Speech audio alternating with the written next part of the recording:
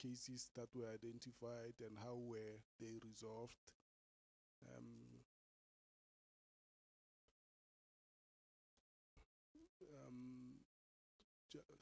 And there was also in the very same report, there's also talks about ad hoc audit that was also done internally. This mainly on the leaf management and the AFS. And what were those findings of those ad hoc audit?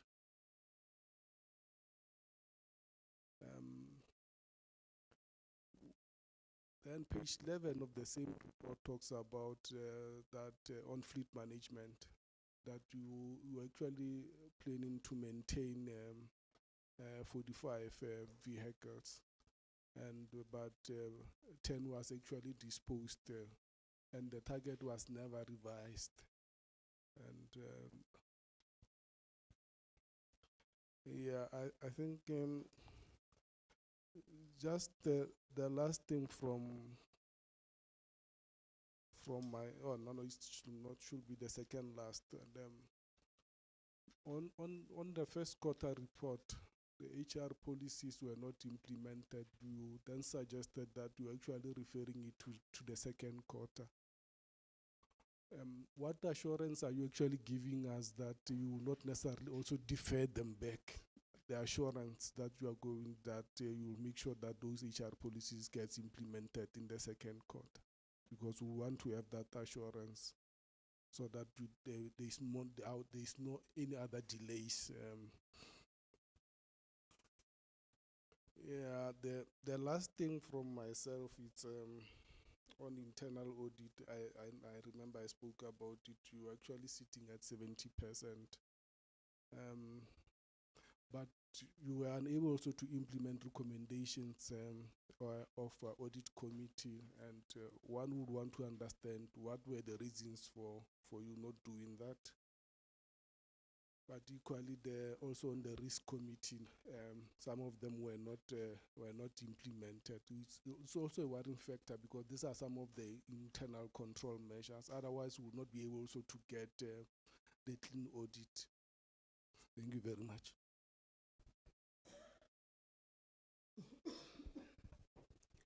No, thanks very much, Chairperson, and good morning to the speaker and your team, and also my colleagues. Let me first appreciate and welcome the report as presented by the Secretary. Taking from what Honorable Mataboga has just said, I just want to check in terms of the books that were not closed for the past 3 years. What is our plan to close that anomaly? Because obviously, if there is no plan to close it, we'll sit on the same challenges moving forward. The other matter is with regard to the struggling of the internal controls, because it was said in the report, especially on page 7, that the internal controls, in terms of the internal controls, were very much lacking, were wanting. So what are we supposed to do? Because I strongly believe that the non-availability of not closing the books is because of the internal controls. The other matter is with regard to the organizational structure that we are having. I just want to check if is it finalized? And because when I go through the report, it has got the missing of the 2 critical posts, which is the COO and the finance. And if we can have the organizational structure that meets these critical 2 posts, we might find ourselves wanting at the end of the day. In terms of governance, Chairperson, we have got the risk management, and 17 17 risks were identified and marked as medium, and there is only 1 which is high. I just want to check that. What is that? That is very high because it's not mentioned very well there. Chairperson, on page 9, there are disciplinary actions that were taken amongst the people. But on the narrative report, it talks about 3. But in a nutshell, it's 4. Can we get clarity with regard to that?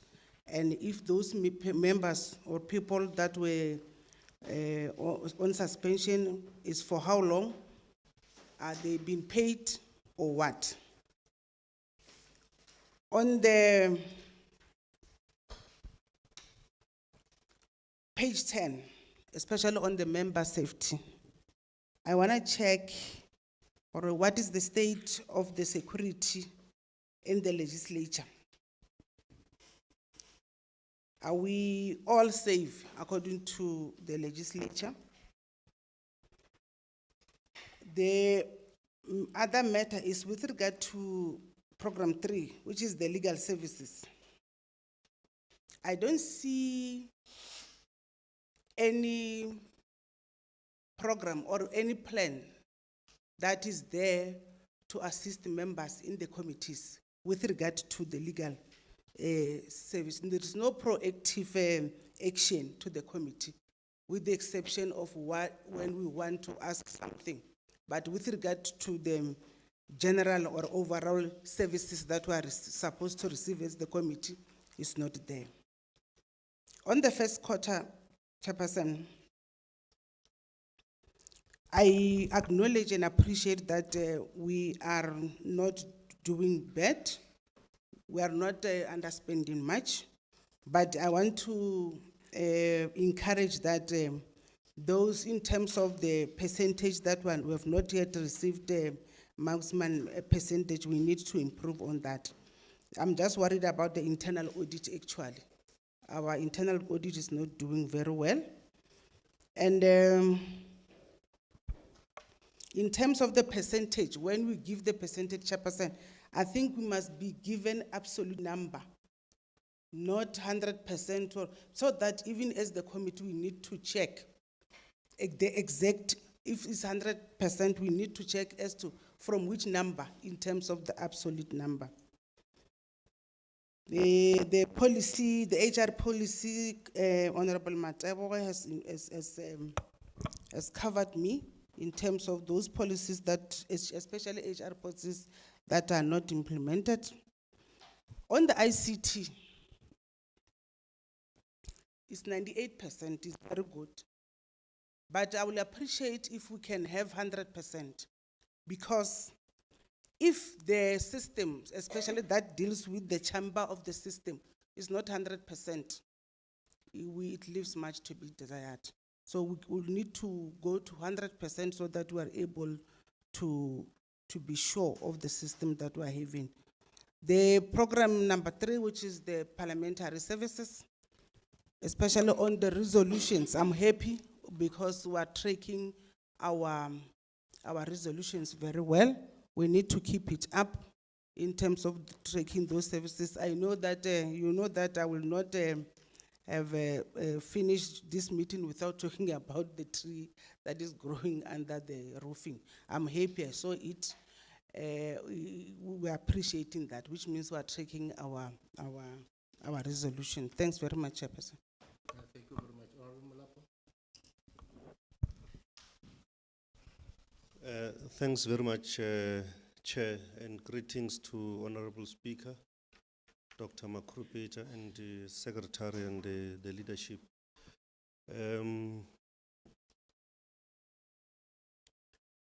Speaker, I need to first express my disappointment in relation to the representation of women in your institution.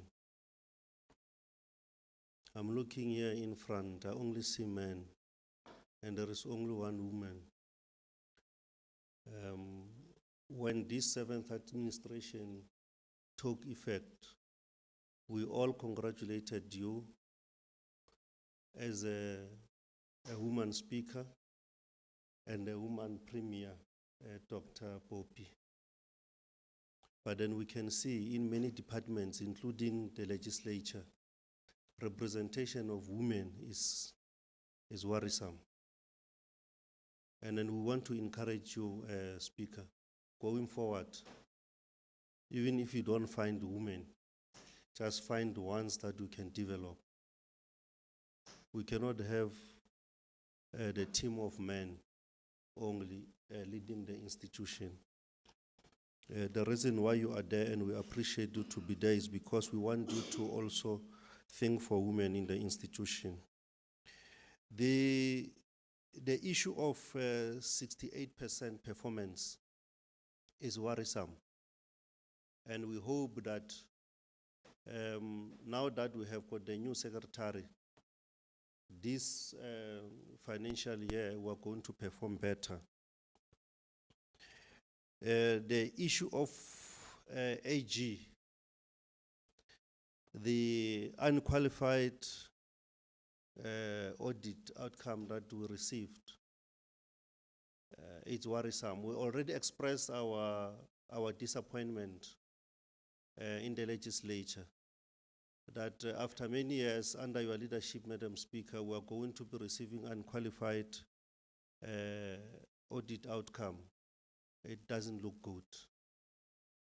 And the notion that we get it, as the Secretary has been emphasizing, we are getting these results simply because books were not closed previously. We posed this question to the AG. He said that is not the case. They came to the conclusion, having looked at everything that they got from your institution.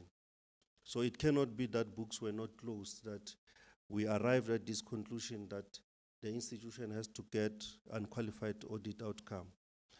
The irregular expenditure that they highlighted, which contributed greatly to this, is the purchase of speakership car.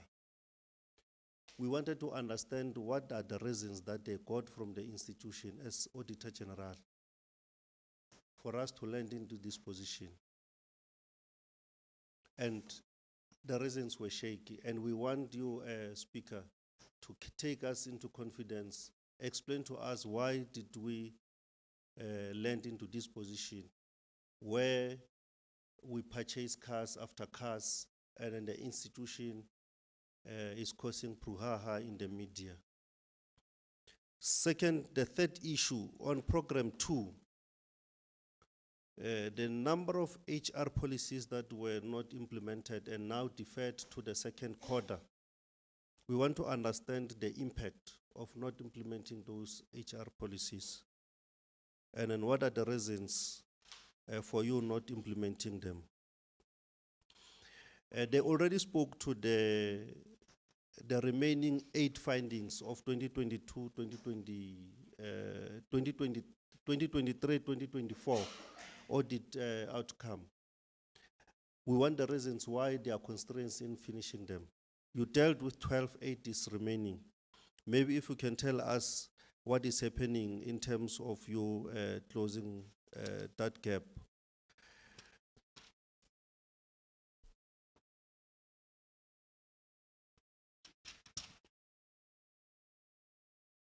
I think, Madam Speaker, I'm covered for now. The issue of ineffectiveness and inefficiencies of the chamber system, we want to be taken into confidence. If now it is up to standard, we are not going to experience problems going forward.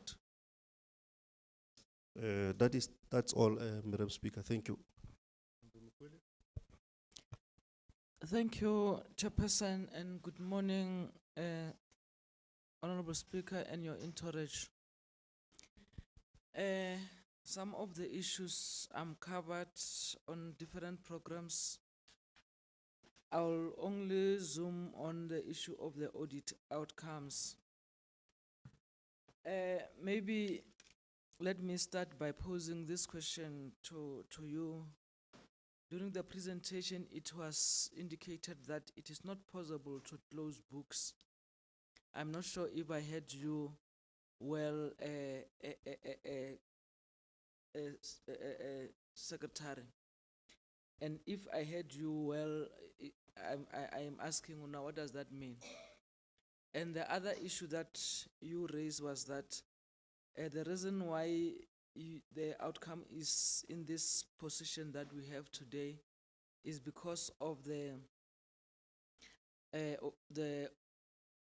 previous 3 years, which my colleague has indicated that according to the presentation, that is not the main thing. But even if it was the issue, the question is that it means there is something terribly wrong that is going with the audit.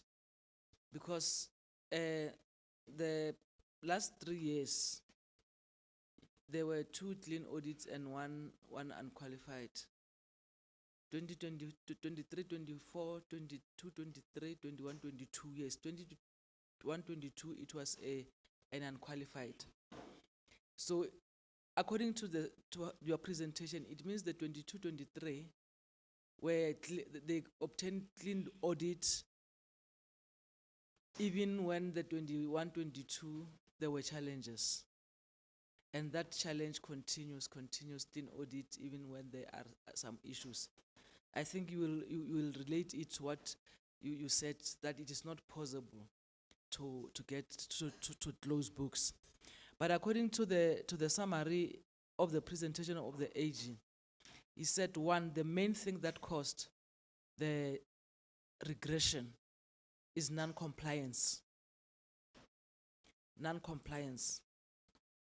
Secondly, is the issue of the internal audits. I mean, the internal control. There are no internal controls. So that is evident if you look at the issue of the financial management, where it is very clear that the daily and the monthly controls are not there. They are in red. So there's no way you can achieve clean audit if you don't have a daily controls and monthly controls. And that is exactly what is indicated under the financial management controls. Red and other programs, proper record keeping,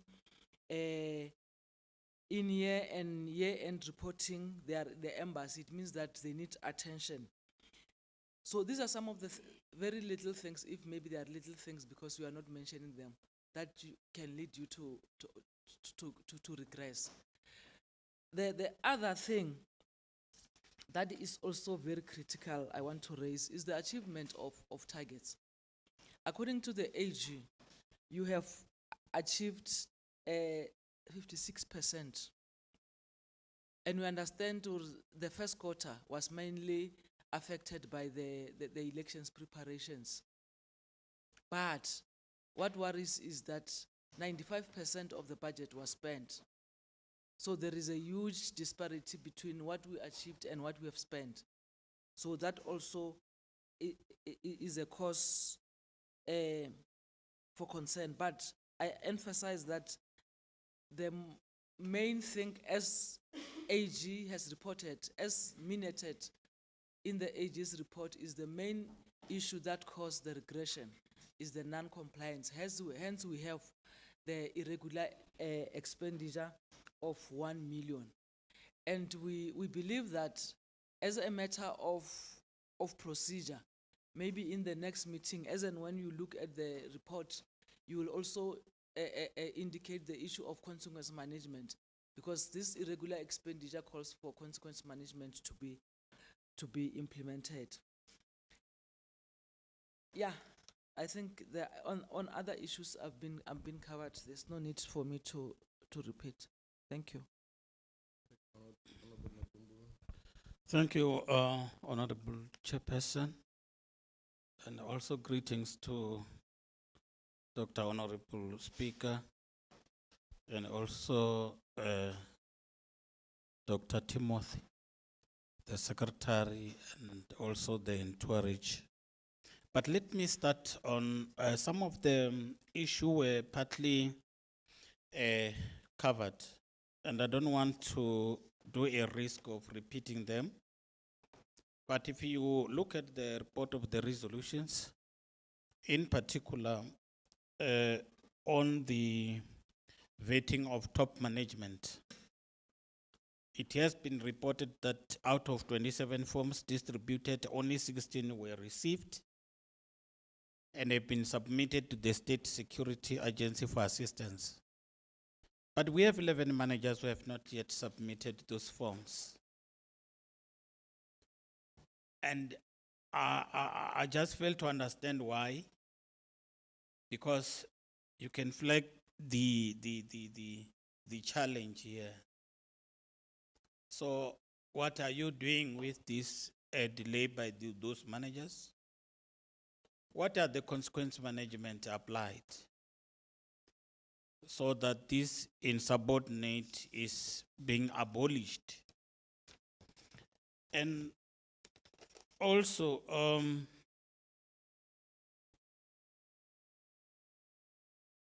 we have also the progress report on the approach of the study tours.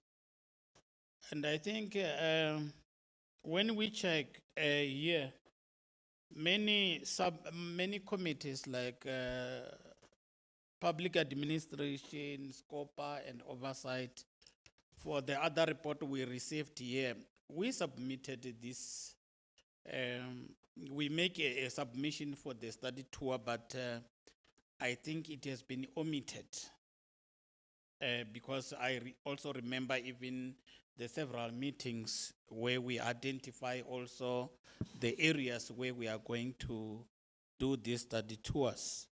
And my humble request is to revisit or track all the submissions from all the subcommittees, because indeed it has been omitted.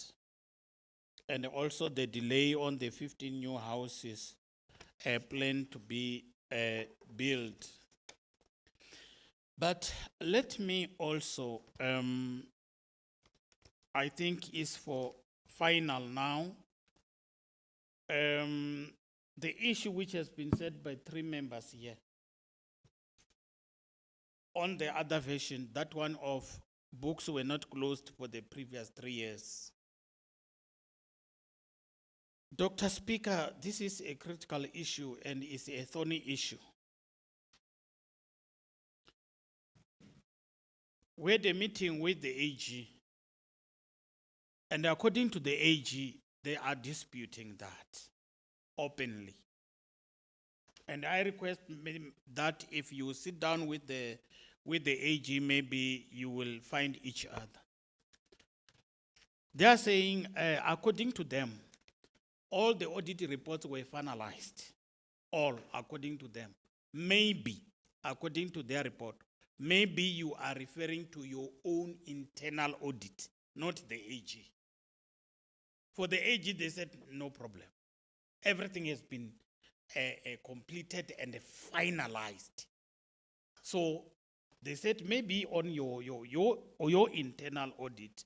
So I request that you sit down with them so that we correct these things. According to them, they said the reason why you regressed is that you have an upper limit of 3 million to buy cars.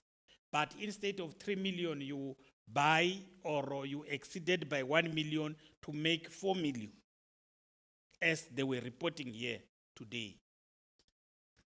And then,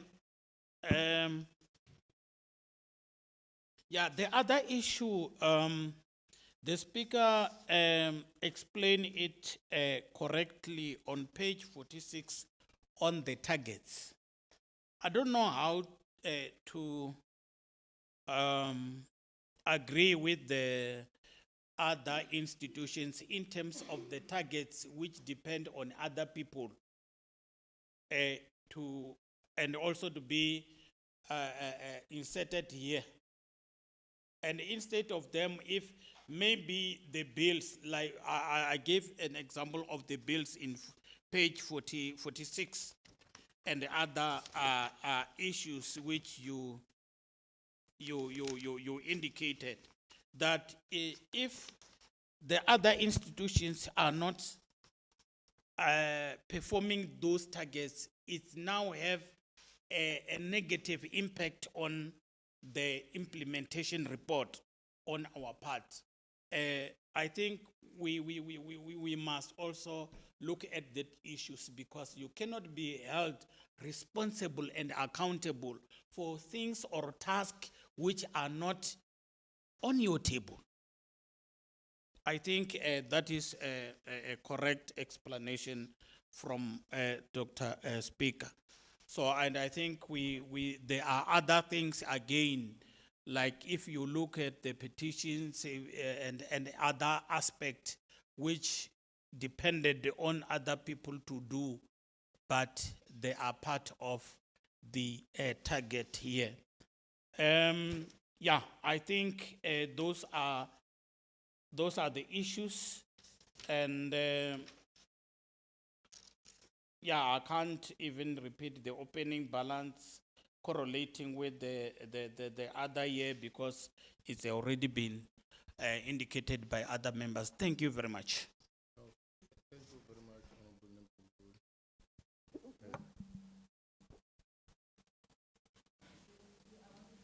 Honorable Max.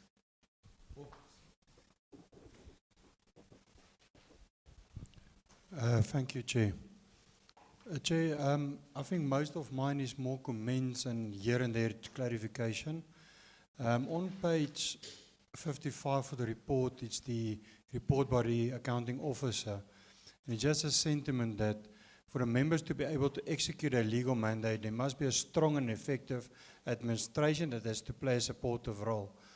Now, through you, Chair, to the Secretary and the Speaker, as you know, I had some difficulties, and I want to thank the Secretary for sorting out those difficulties in administration. It took a while, but at least you took it personally by heart, and I think that is positive, and it's showing what type of leadership you intend to run. I just thought I had to mention that specifically. And then, as far as the bills are concerned, on page 73 of your report, although we have budgeted 12 bills, we have only done 2. And it's correct that the facilitation of legislation is informed by a number of legislation received from the executive and members. But what steps do you take from an administration to educate members, especially maybe newer members that were not here in the previous terms, as to how to submit private members' bills and to ensure that more bills come to the attention of the legislature? Because, as you've correctly indicated, the business of the legislature is to actually pass legislation. So how can you educate us more? And as you remember, I had some difficulties because there was some uncertainty as to the processes to be followed. In comparison, you will see the NCOP bills that we've received is 13. So we don't want our colleagues in Cape Town to outperform us. So maybe we should have a workshop in that regard.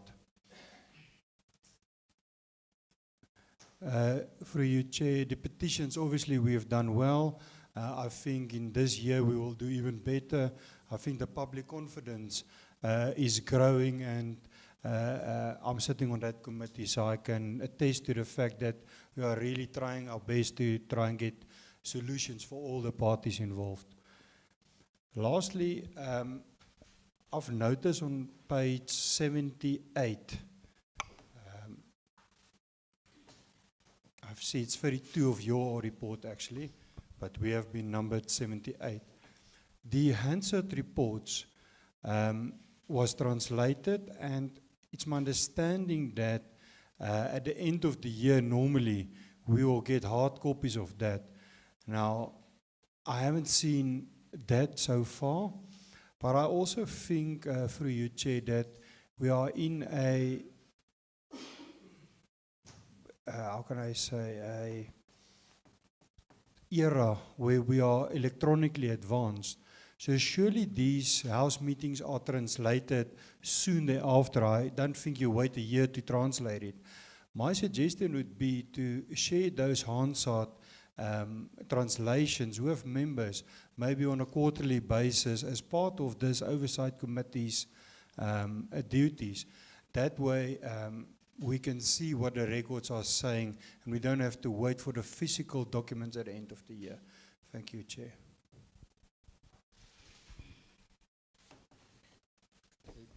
Thank you very much.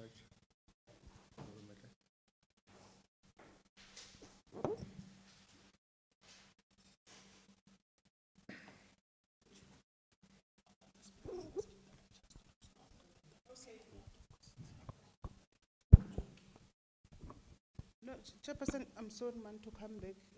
I just forgot to raise on the report on the resolution, just to check a question for clarity, especially on the item 7, on the additional vehicles for members.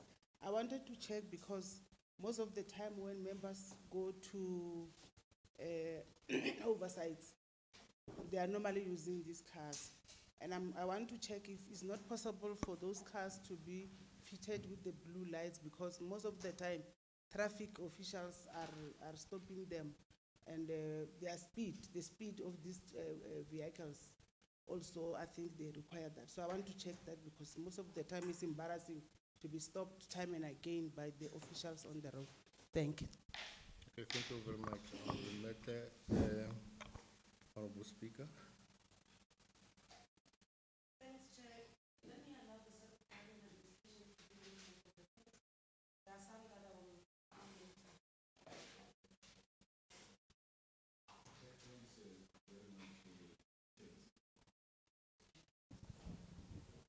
Thank you very much, Chair. I'm going to deal with those that are administrative, and I'll start with the role of the internal audit, and want to acknowledge to members that that's one of the areas that we have strengthened in terms of the new organizational structure. Because currently we've got only 2 employees, and they are supported by a co-sourced service. So we want to do away with the core service and have a fully fledged internal audit. That's the reason why we said some of the posts will be filled depending on the engagement with the provisional treasury on additional funding, because we have picked that as a limitation.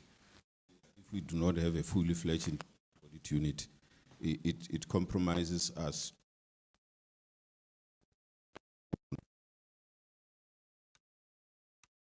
audit to improve on that.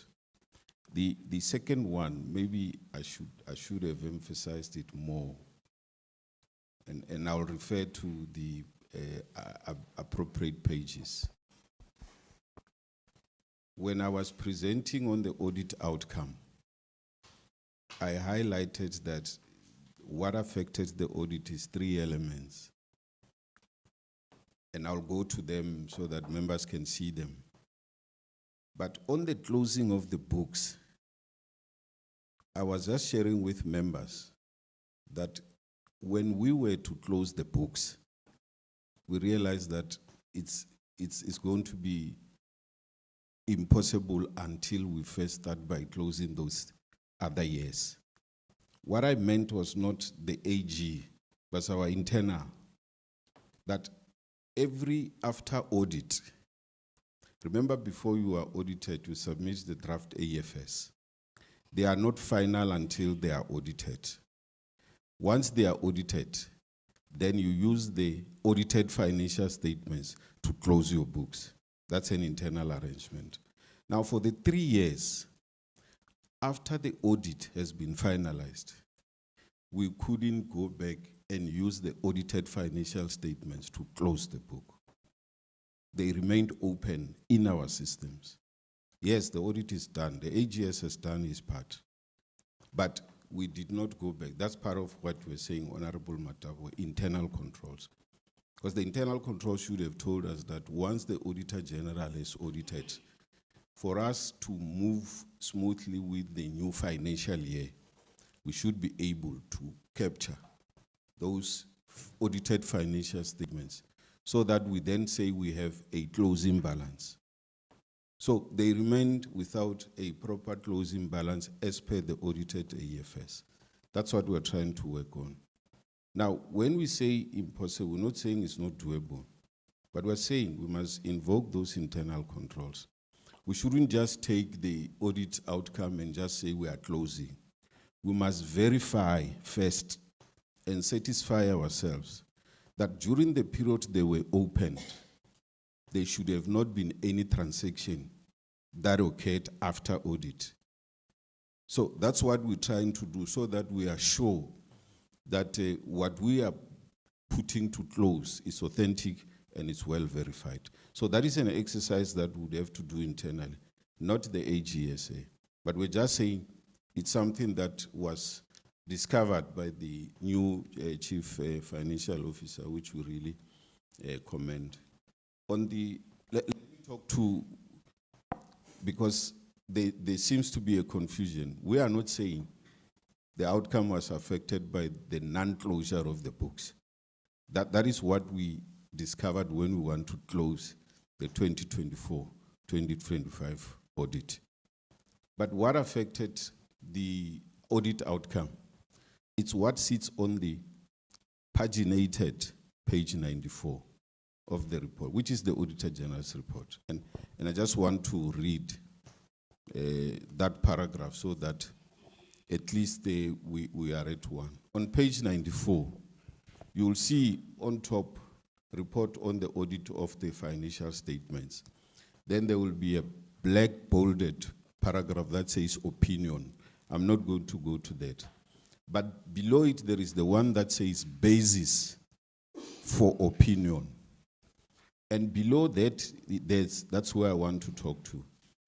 Emphasis of matter. These are the things that affected the audit outcome, the emphasis of matter. And one of the emphasis of matter, highlighted in blue, it's what is referred to as restatement of corresponding figures. That is the big one because it's material in the sense that we had to adjust the statements.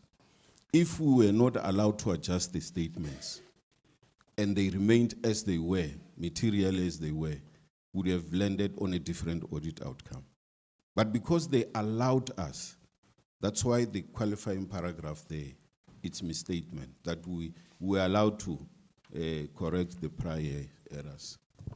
The second one, which is the one of those, is the issue around the preparation and fair I indicated that unfortunately our financial statements for years were not prepared in compliance with GRAP standard, and that's what we're trying to do.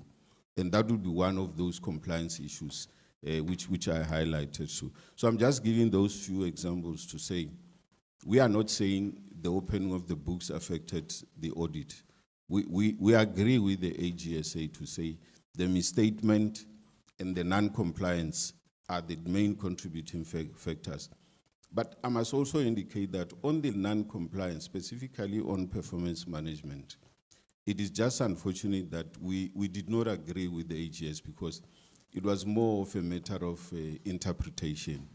But we had to accept and allow it. For an example, they say the mid-year performance review, mid-year performance report of the legislature did not take into consideration the previous year's performance. But when you look into the paragraph of the mid-year report, it has got that qualifying paragraph. So it's something that we will be engaging to say, how do they want us to disclose it so that we do not have those kind of issues. So I'm not going to be too detailed. I think I wanted to make reference to that page in terms of the basis, which we're not in dispute with the AGS, just to clarify those two issues. The issue around the target of 45 not revised, Honorable Matabawe, the reason why we are saying would come to you is that at the time, you wouldn't revise the target because it was already sitting in the annual performance report, which was moving towards the tail end. The only time you are allowed to revise is mid-year. Once mid-year passes, we live with those kind of things, but make sure we correct going forward. That's the reason why, going forward, that's what we are correcting. I just wanted to clarify that. We couldn't because of the timing in terms of when we are allowed to make those amendments. The issue of the leave management, precisely to one of the issues that was raised by this committee was that there has to be salary advices. Now, most of our salary advices for employees were not capturing the leave balances and so on. But one of the issues which was a difficult issue was the leave accruals, because they were not aligned with the financial year.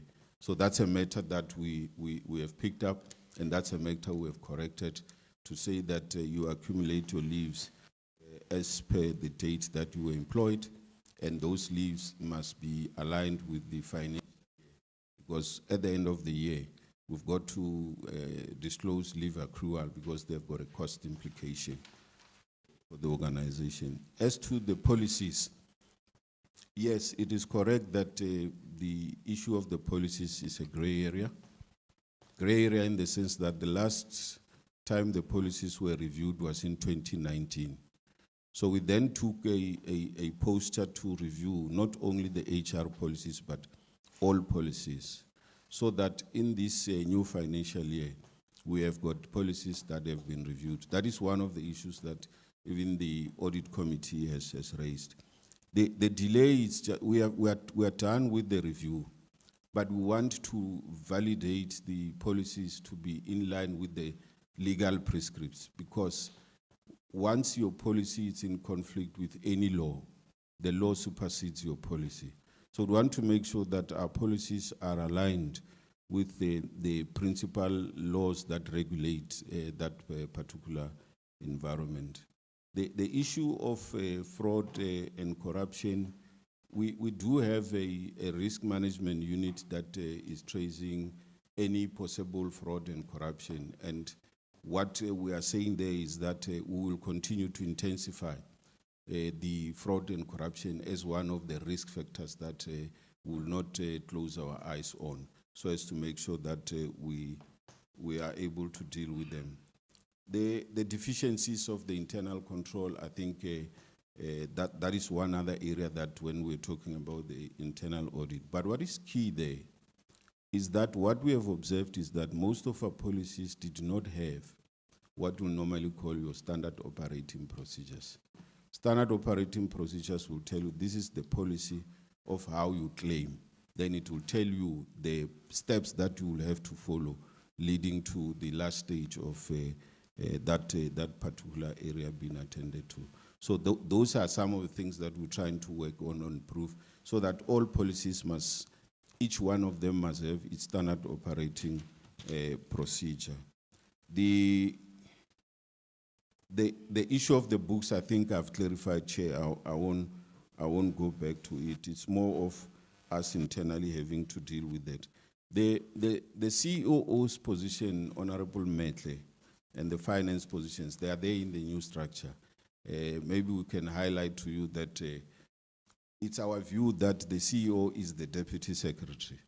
So it must take that posture, so that when the secretary is not available, then she's able to assume the responsibilities of the secretary. And we have seen that practice even in other sister legislatures in the country, including the finance one is there. Hence, we have the chief financial officer. The issue on the governance, the one risk that was identified, which is something that it also has to do with the internal controls. If your internal controls are weak, they are open to any other malfeasance that you can think of. So that's why internal control is something that we put very high on our agenda. The DC, the narrative 3 against 4, yes, it is 4, but what we're explaining there is that of the 4, the one employee is not suspended, because the one employee has been on leave since November, so we couldn't suspend an employee who's not at work. But we proceeded with the labor processes, and as we speak now, I think her processes has been concluded. A notice for the hearing is been served so that she can appear.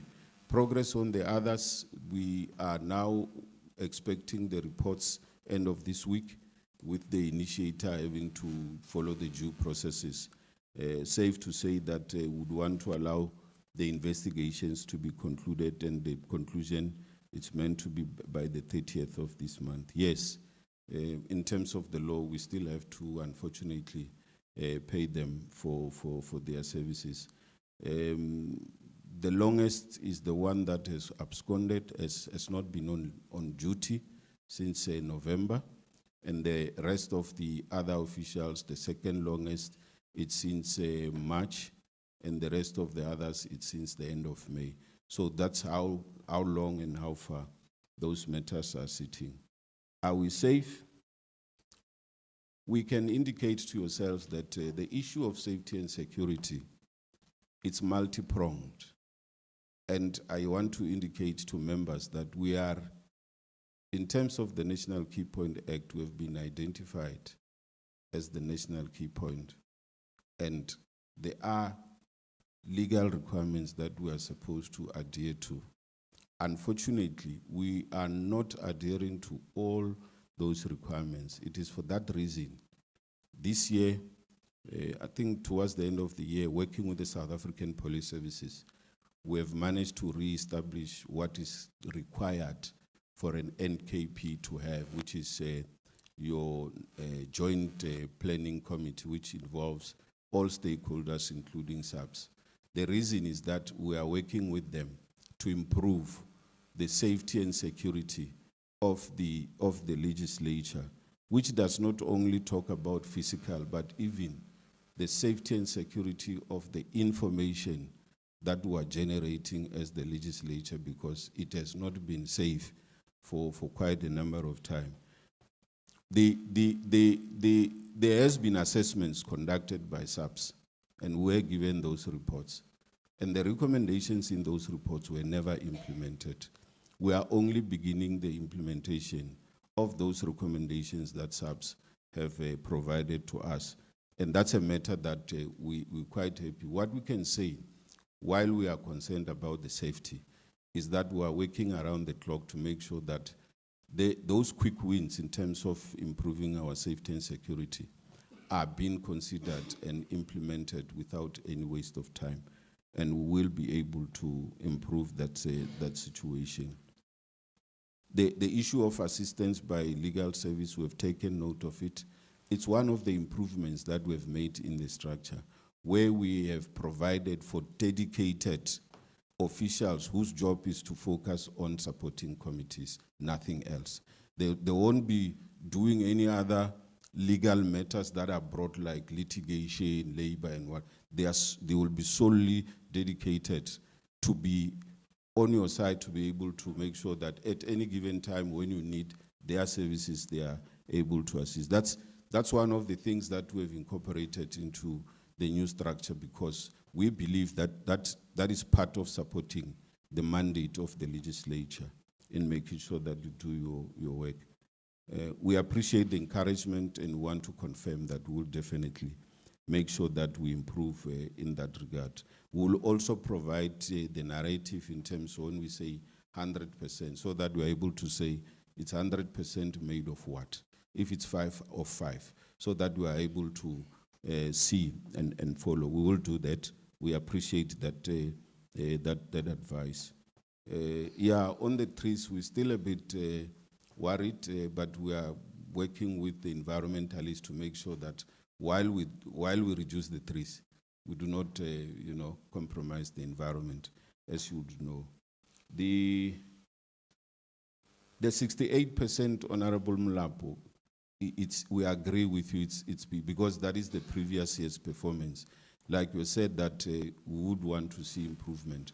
And given the first quarter performance, we have been encouraged that we are in the right direction. The chamber system, we would want to indicate that the performance of the service provider who was appointed, we are busy making considerations to terminate, so that you would see that those systems are a product of a specific company, but that is not the company supporting us. So we believe that we'd have to deal directly with the owner of the product so that we are able to improve those deficiencies, because the deficiencies are not too many. And if we can knuckle them in the bud, we should be able to have a system that is fully operational without any hassles. I think the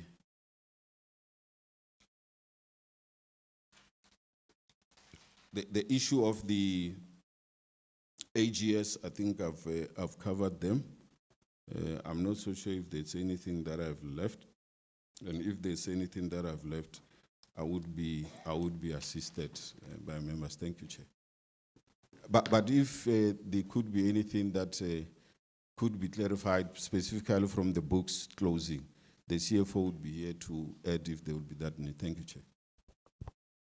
The CFO and the COO, you have got the right to make input if you are allowed, if you want to.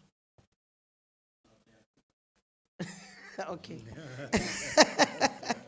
I'm just saying we have brought them to assist us. I get a technical team here. They are not just accompanying us here, they're just here to help. Because some of the things is them who do all these things on a daily basis. I'm happy, Chair, that the Secretary has spoken to why the organizational structure had to change. There were a lot of anomalies. You had a situation where you have got the Secretary, the second in line is the CFO, and the other line managers are under the CFO, and the CFO does not manage them. The Secretary still manages them. It was a real anomaly. Now the new structure have a Secretary, the COO. It means the CFO must be at the level of other executive managers, your corporate services, your parliamentary services, so that all of them, if they're executive managers, they become executive managers at the same level.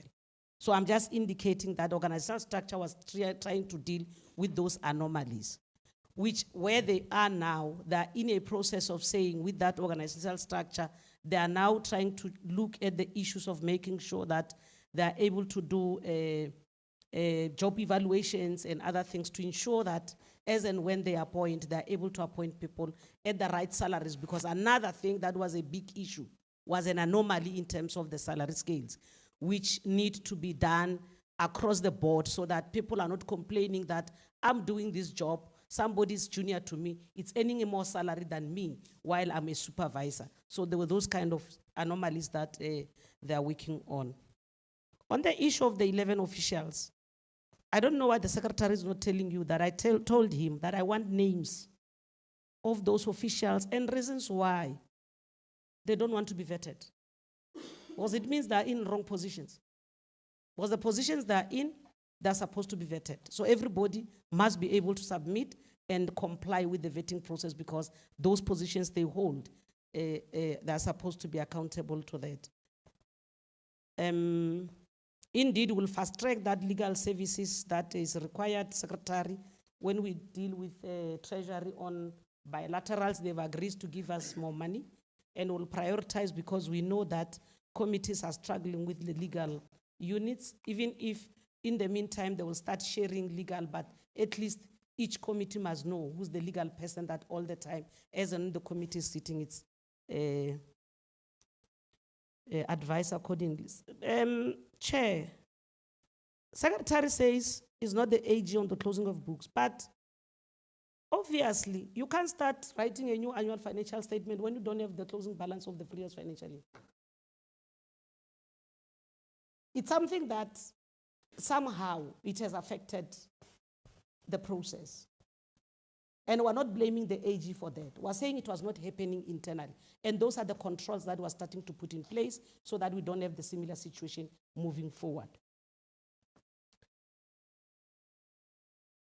I did not understand another question.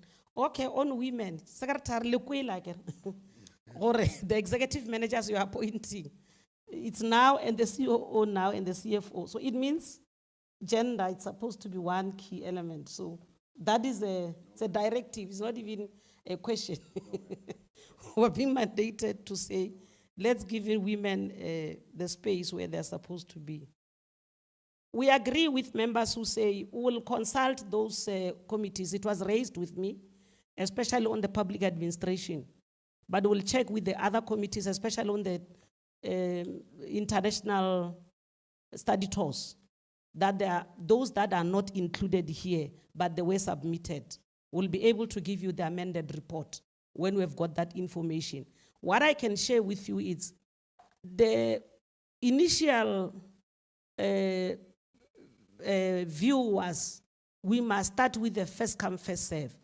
But we are now writing to the international relations because it's them who must give go ahead. If we say we want to go to China, it's them that will say, yes, you can go to China. We're going to submit all the trips.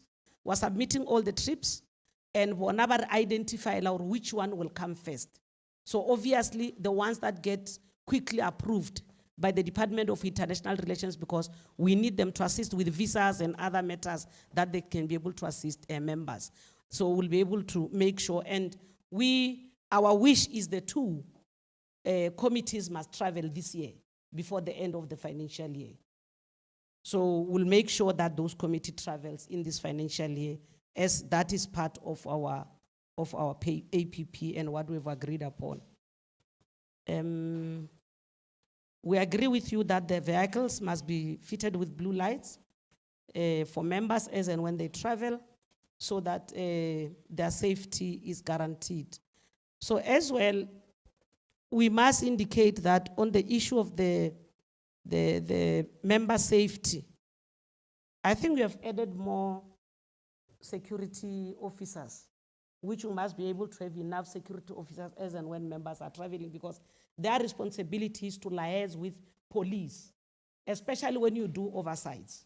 They're supposed to liaise with the police so that as and when you do oversight, the police are able to assist. I'm trying to rush because time, it's not on our side. Honorable members, there are two projects that we must tell you that didn't go well. The project of the fence. The security gave the legislature the requirements and specifications, what kind of fence that must be done.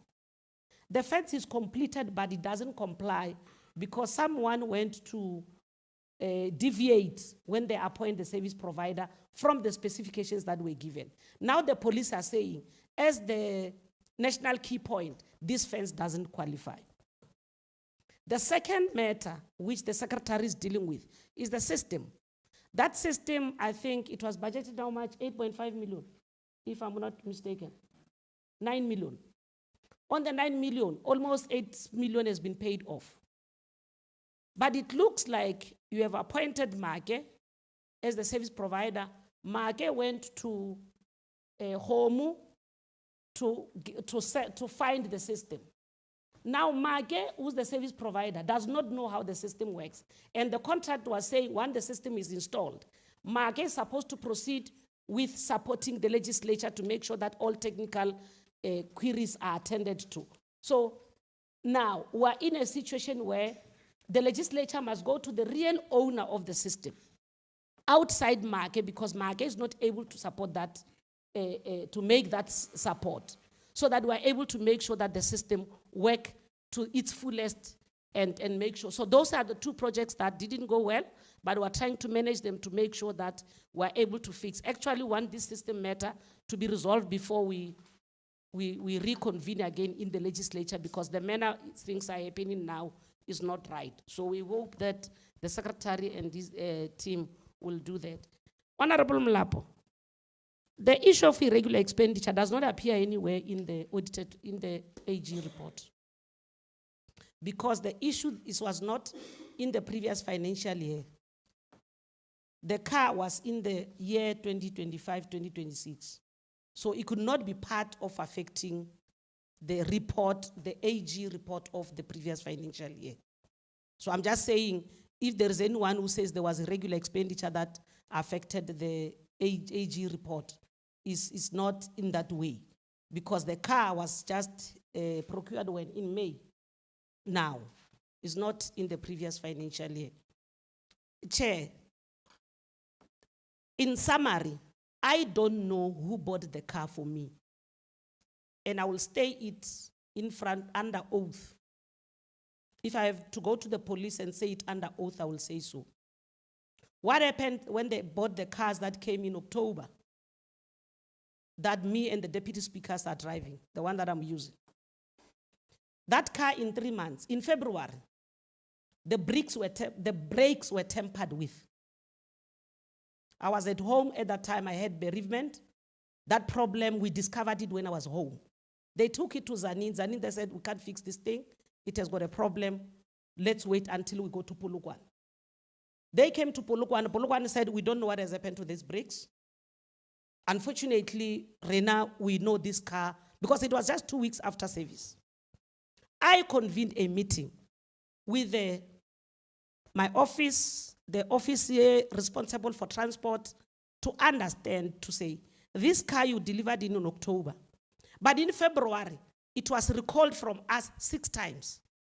I said, go and prepare a report to say each time when the car was recalled, what is that it was recalled for, because it's a new car. It was delivered in October, it's Mercedes-Benz. Mercedes-Benz, you only take it there maybe after 20,000 kilometers or so. In state, in May, I got it from the newspapers. There's a car that is being delivered to the speaker. I started asking questions from the secretary and the chief of staff. When I needed the report, I got a file. In the file, there's an official who wrote on my behalf that the speaker requests us to buy a car. That official even wrote to supply chain management to say, we want this type of a car with a description. So I want to plead with the leadership that let me stop here and not go further, because the matter is under investigation. I haven't seen the car even today myself, because it was never bought for me. I've never requested any car. I don't know how that car was bought. So obviously, once the report of the investigation has been concluded, it will be shared with the committee that we have investigated. This is what has happened. This is how far, where there is a need for, because surprisingly, when everybody knows that the limit of buying the car, it's 1.2 million, they went to buy a car of 2.3 million. Very surprising. Why a car of 2.3 million, which is 1.1 million above the limit? Nobody tells me, nobody tells us. I don't know anything. I get informed by the newspapers when they were supposed to write an article. So that matter is under investigation, as I've already said. The last point, members, as they were saying, talking about policies, I want your advice. There is a member benefits document that we have given you. We think it's the time that we make an amendment to that document. And we think this is the right committee to engage on that document. Because one thing, we must include the issue of bursaries. It's not in the policy. And members that are studying, according to the staff policy that exists, it doesn't allow them to claim for travel when they go. Let's say somebody is registered in VETS. We can pay for the school fees, but we don't pay for his traveling to VETS. And as well, we don't pay for accommodation if a person has to attend classes. So that is one thing that I've received a request from members that they want us to deal with that. That is one thing that, Lena, you look at the policy itself. If there are other matters when you say you can only travel, you can only book you, like they say, I can't book any limit of this. So you decide and help us as this committee. That one is for us to do. Once we do it in this committee, we consult members, then the speaker signs off. It doesn't need a lot of work to be done. So I'm just saying, I'm presenting formally to say they will give the document back to the committee coordinator. So if the members want us to have a meeting and discuss it, we can come to the meeting so that we're able to amend and assist those members that needs to be assisted. Thanks, Chair. Thank you very much. This question for clarity. We have another meeting. Honorable Max and Mukwili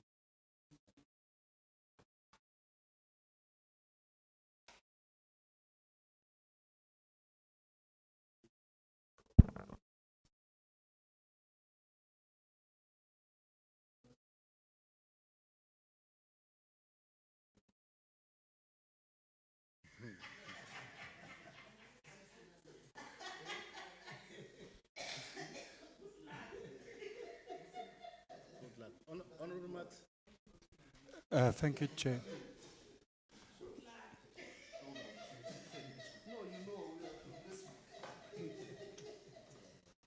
Thank you, Chair. I know the other members are in a hurry for the next meeting. Just a comment on the bursaries. Also, handbooks are not paid, which can also get quite expensive for the members. So just consider that as well. And then a little bit of pressure on you, Speaker, through you, Chair. You have been aware of the whole vehicle saga, if I can mention it like that. I think it's 4, 5, 6 months ago already. So surely you will be able to give us a timeline as to when the investigation will be completed and when will you be able to present to us. So I want to put a little bit of pressure on you to give us a timeline. We cannot wait indefinitely for a timeline because you said you will even sound, oh, if you didn't know anything. That means someone must take the blame if it's not you. Thank you, Speaker. Chair. No, thank you very much, Honourable Matt. Honourable Mukwege. Yeah, thank you, Chairperson. Just to take from what Honorable Max has said on the issue of a car, Honorable Speaker, I think as the executing officer, if I'm correct, well, at a particular stage, you have to indicate to, especially after the investigations, you have to brief this committee. Because according to us, is whether it has happened whatever way, but so Maya must be able to account. That is how accountability works. And I think you must also, during that particular time, brief us also on the steps that were taken, especially on the accounting officer and so on and so on. But on the issue that you are raising on the irregular expenditure, it's not on this car as per the presentation by the AG. There are 2 cars, and it's there in their brief. Is the speakership cars, 2 of them. Unfortunately, when they were explaining, I was not in the meeting yet because I arrived late. They were at length to explain that these cars were supposed to be this amount, they were supposed to be this, but at the end of the day, there is an irregular expenditure, and I'm not sure if it may not be recorded in the main report, but it be presented in their summary because it's there in black and white. And if I can preview, is there under irregular expenditure, they indicated from 2021, 2022 up to now that the total irregular expenditure is 1 million. And then the main thing is the issue of speakership's cars. Yeah, breakdown of the irregular expenditure in CAT, breach of a pillar of procurement, cost effectiveness. I'm reading from what they were presenting to us as the committee. Main contributor purchase of speakership's cars, and then wasala irregularity of 1.5. That is why we're talking about that irregularity. Maybe we may not expect that you talk to it now. We are just saying go back to the main report and get that particular thing. And then on the issue of a fence and a system again, because we don't expect any deviations from the policy, and that on its own needs consequence management. I think at that level you must be able to say there were specifications which were agreed upon, and then if anyone at the level of whatever, either the bid committee or whatever, tampered with that thing on its own is irregular and needs to be, there must be consequence management on that particular issue, because we can't continue on spending money. For example, if this fence that does not comply, it means we are going to take another 8 million to go and deal with those specifications, which will ensure safety of members and everybody. But what about that other 8 million? as a result of the deviation. So we need consequence management. And then, Secretary, well, on the issue of closing of the previous, well, it's fine. Let's just take it. We did not hear you well, but now I thought I heard you that what impacted on the audit outcome is the non-closure of those things. But even if that is the case, but the question is, how did the auditor, which you may not answer because you may not have an answer, but that remains a question.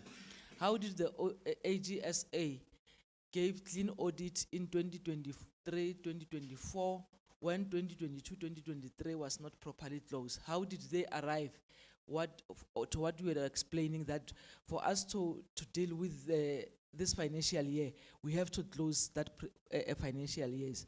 So if they have got clean audits, but there's still 3 years where there's no correlation between the closing balance of, so it means there's something. I think you should note it so that going forward, as you are going to, because some of these things must be lessons that we learn.